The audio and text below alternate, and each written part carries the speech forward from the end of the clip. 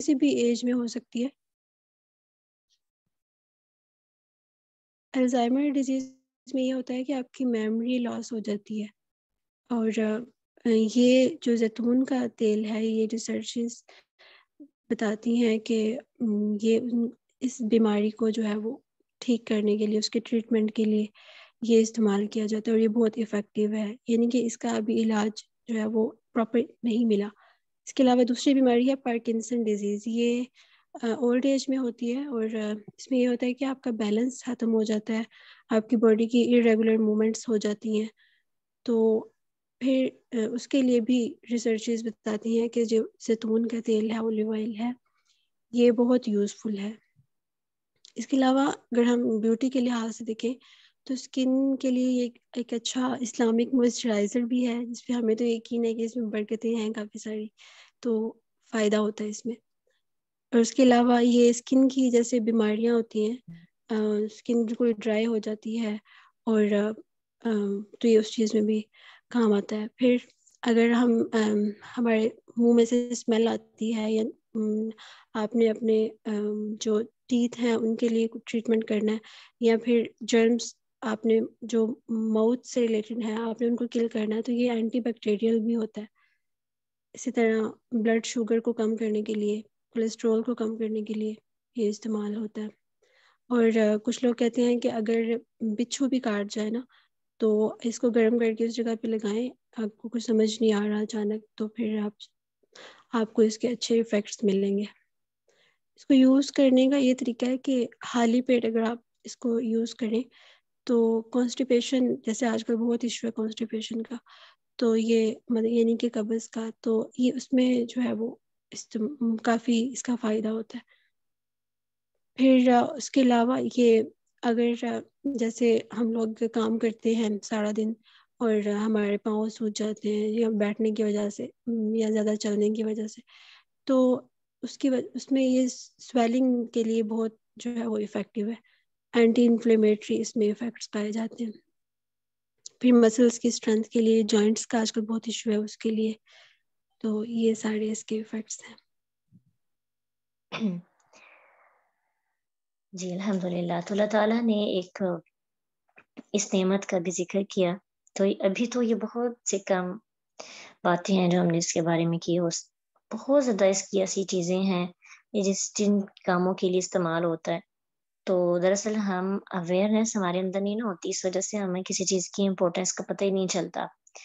تو آگاہی بہت ضروری چیز ہوتی ہے، ٹھیک ہے، خاص طور پہ ان چیزوں کی جن کا ذکر قرآن میں آیا۔ اللہ تعالیٰ نے کسی عام چیز کا ذکر تو نہیں قرآن میں کیا، اللہ کی بنائی ہوئی ہر چیز خاص ہے، اور جو خاص الخاص ہے اس کو خاص کیا۔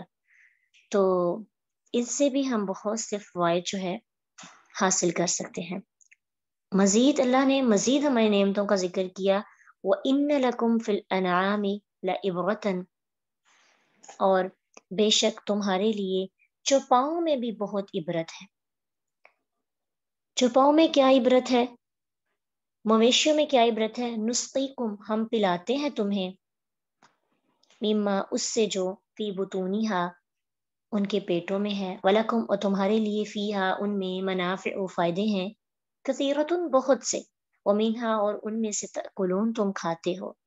یہ پیچھے سورۃ نحل میں بھی آپ ڈیٹیل میں پڑھ کے آئیں کہ ان جانوروں کی باڈی میں جو ہے کیا کیا چیزیں بنتی ہیں، اور ان کے درمیان میں ایک شفاف اور صاف اور مفید اور طاقتور چیز دودھ، اس سے ہمیں فائدہ حاصل ہوتا ہے۔ پھر گوشت ہم کھاتے ہیں، اس سے بھی ہمیں فائدہ حاصل ہوتا ہے۔ وعلیہا، اور ان پر، وعلی الفلک، اور کشتیوں پر، تحملون، تم سوار کیے جاتے ہو۔ اب نہ صرف ہم ان سے کھانے پینے کا کام لیتے ہیں، دودھ گوشت کا، بلکہ اس کی سواری بھی کرتے ہیں۔ خاص طور پہ یہاں پہ اونٹ مراد دیے جاتے ہیں، کیونکہ وہاں صحرا کا جہاز، صحرائی علاقہ تھا، اور سواری کے لیے زیادہ تر اونٹ استعمال کرتے تھے، اور اونٹ کا دودھ بھی پیتے تھے، اونٹ کا گوشت بھی کھاتے تھے، تو اونٹ کو خشکی کا جہاز بھی کہا جاتا ہے۔ اور ساتھ علی الفلکی، بحری کشتیوں کا بھی ذکر کیا۔ اب تحملون سے مراد یہ کہ تم خود نہیں بیٹھتے۔ اب دیکھیں، جیسے ہاتھی ہے، اونٹ ہے، کتنے بڑے بڑے جانور ہیں، تو اگر یہ بدکنے لگے یا انسان کے ساتھ مقابلہ کرنے لگے تو انسان تو ان کے مقابل کچھ بھی نہیں ہے. تو اللہ نے ان کو انسان کے تابع کیا، اللہ نے ان کو انسان سے مانوس کیا.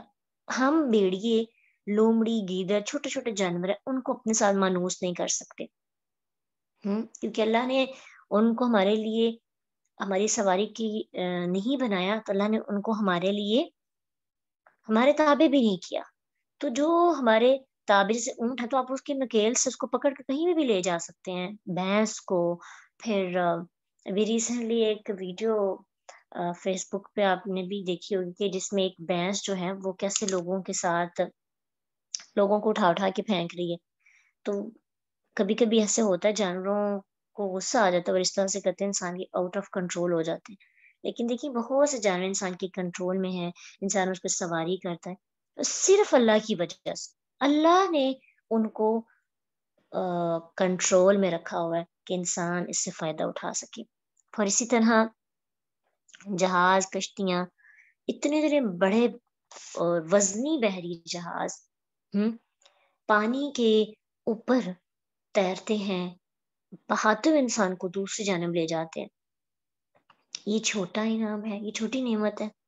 پانی کے اوپر، پانی میں اگر آپ ایک سوئی پھینکتے ہیں تو وہ نیچے چلے جاتی ہے. تو باری چیزیں اوپر کیسے رہتی ہیں؟ پانی کے اندر کیا ایسی چیزیں اللہ سبحانہ تعالیٰ نے پانی کی کیسا بنایا کہ پانی اتنی باری باری، اتنے ٹن اور اتنا سامان اس کے اوپر لاد کر لایا جاتا ہے تو ان کو بچا کر دوسرے کنارے پہنچا دیتا ہے. یہ سب اللہ کی قدرتیں ہیں، اللہ کی نعمتیں ہیں. انسان ان نعمتوں سے فائدہ اٹھا کر صرف شکر ادا کرے اور ان نعمتوں کو فائدہ اٹھانے کے بعد عاجز ہو جائے. اللہ سبحانہ تعالیٰ ہمیں نعمتوں پر غور کرنے والی آنکھ اور ہمارے نافع علم عطا کرے تاکہ ہم اللہ کی پیدا کردہ نعمتوں سے آشنائی کر سکیں. وآخر دعوانا ان الحمد للہ رب العالمین. سبحانک اللہم وبحمدک نشہد ان لا الہ الا انت نستغفرک ونتوب الیک.